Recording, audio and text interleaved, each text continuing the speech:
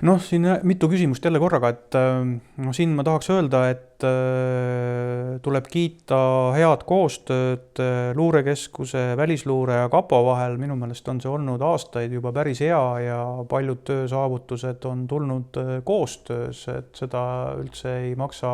nagu eitada või kuidagi salata, et kapo on palju saavutanud koostöös ja nii see peabki olema ja on loogiline, et aga kui vaadata, kui palju on inimesi kohtu alla antud väga erinevate koostööviiside eest Vene eriteenistustega, kõige rängemad need reeturid ja muu see koostöö ja alles see eilne kinnipidamise avaldamine Burtseva puhul ja Seredenko, mis siin on olnud, need Hiina luure kasuks töötamised, nii edasi. Et ma julgen küll öelda, et me oleme nii-öelda jalgpalli terminoloogias jätkates päris hästi skoorinud, ja ma arvan, et julgusest siin midagi puudu ei jää, et eks iga kriminaalasi, mis ette võetakse, on teatud määral ju risk, et demokraatlikus riigis sul ei ole mingit alust eeldada, et kõik asjad lõpevad süüdimõistva otsusega, eks on ju. Ja nii ei saagi mõelda, aga kui sa sellel nagu kartma hakkad, oleks ka nagu väga vale, et see on alati risk kriminaalmenetlusega välja minna ja eks teisest küljest peabki olema, ega süüdimõistmine ei peagi lihtne olema.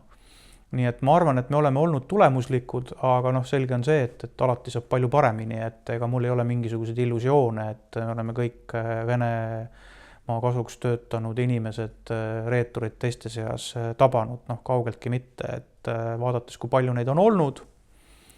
siis neid on kindlasti veel, aga ma spekuleerida ei taha, et kas neid on kümneid või sadu, eks on ju, et aga neid on. Ja meie keskkond, see nüüd küll natukene paraneb küüniliselt öeldes puhtfüüsilistel põhjustel, et kõik need nõukogude ajal üles kasvanud inimesed, kellel oli tollel hetkel juba nii-öelda töö spetsiifikast tulenevalt vaja koostööd teha riigi julgeolekuorganitega, oli see siis KGB või sõjaväeluure, et neid oli piisavalt, et nüüd on nad lihtsalt väga paljud juba kõrges vanuses, et nende koostööd enam üldjuhul ei vajata, eks on ju.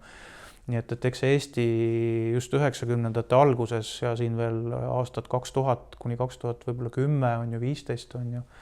oli mõneti nagu selline akvaarium, mis oli väljaspoolt Venemaale väga hästi näha, et kõik mehed, kes läbisid sõjaväeteenistused, kõik need toimikud ju viidi Venemaale, kes olid sõjaväekohuslased. Et seda infot, mis Venemaal oli väga palju, eks on ju, ja ka see kõik see moodne tehnoloogia, mis on juurde tulnud, on ju, see on teinud seda olukorda palju lihtsamaks ja ka see, et noored tihti enam vene keelt ei oska, teeb natukene venelaste tööd keerulisemaks, aga see ei tähenda, et see saaks takistuseks, et venelased on leidlikud ja neid vastastena või vaenlastena tuleb selles mõttes hinnata adekvaatselt, et hoolimata igasugusest korruptsioonist ja bürokraatiast ja probleemidest,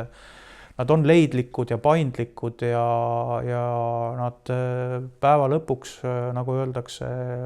ikkagi teevad oma töö ära, eks on ju. Et alahinnata neid kunagi ei tohi.